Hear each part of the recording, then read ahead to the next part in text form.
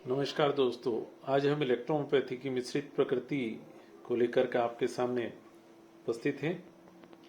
मिश्रित प्रकृति के बारे में यदि कहा जाए, मिश्रित प्रकृति जिन लोगों में किन्हीं दो प्रकृतियों के एक साथ लक्षण पाए जाते हैं वह मिश्रित प्रकृति कहलाती है। वह रोगी मिश्रित प्रकृति का होता है। यहाँ पर अभी हमने पूर्व में आपको रस प्रकृति और रक्त प्रकृति दोनों के बारे में बताया कि किस तरह पुरुष में कौन कौन से लक्षण होते हैं, स्त्रियों में किस प्रकार के लक्षण होते हैं।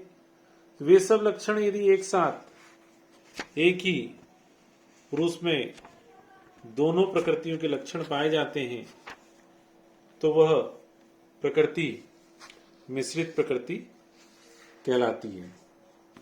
जिन लोगों में दो अथवा दो से अधिक प्रकृति के लक्षण पाए जाते हैं, अभी हमने कहा वे मिश्रित प्रकृति के कहलाते हैं, जैसे रस प्रकृति और रक्त प्रकृति।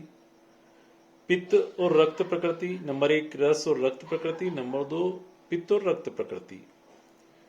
यहां पर हम दोनों उदाहरणों से कहें कि उदाहरण नंबर 1 में रस एवं रक्त प्रकृति के लक्षण संयुक्त रूप से विद्यमान होंगे।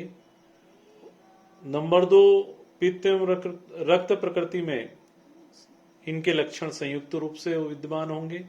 किसी भी मरीज को हम उसके लक्षणों के या उनके लक्षणों का स्पष्टीकरण दो प्रकार से कर सकते हैं। नंबर 1 सब्जेक्टिव, दूसरा ऑब्जेक्टिव। सब्जेक्टिव सिम्टम्स क्या हैं? सब्जेक्टिव सिम्टम्स वह हैं जो मरीज स्वयं आकर के हमें बताता है। वे लक्षण जो है वो सब्जेक्टिव कहलाते हैं। जैसे जिनको रोगी स्वयं अनुभव करता है, रोगी आकर के बताता है कि साहब मुझे सिर दर्द हो रहा है, बदन दर्द हो रहा है, चक्कर आ रहे हैं, ये भूख लग रही है या भूख नहीं लग रही, ये सब्जेक्टिव लक्षण है। और ऑब्जेक्टिव कौन से?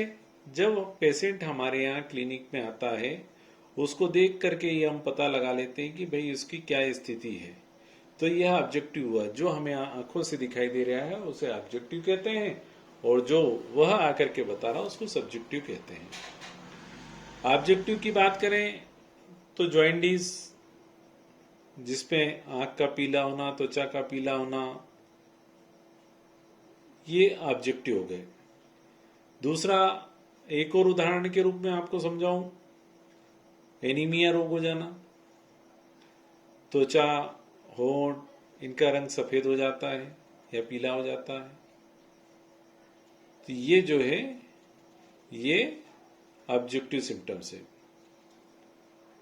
यहां पर एक और चीज हम लोगों को देखनी चाहिए, कुछ लक्षणों में हमको स्थिति स्पष्ट नहीं होती प्रतीत होती, तब हमको विकृति विज्ञान या जिसे अंग्रेजी में कहें पैथोलॉजी की सहायता से हम उसकी जांच कर सकते हैं। जैसे डायबिटीज, ब्लड शुगर, पेशाब में शुगर, एल्ब्यूमिनूरिया, पेशाब में एल्ब्यूमिन, पेशाब में यूरिक एसिड, ये सब चीजें जो है हम पैथोलॉजी की मदद से जान सकते हैं।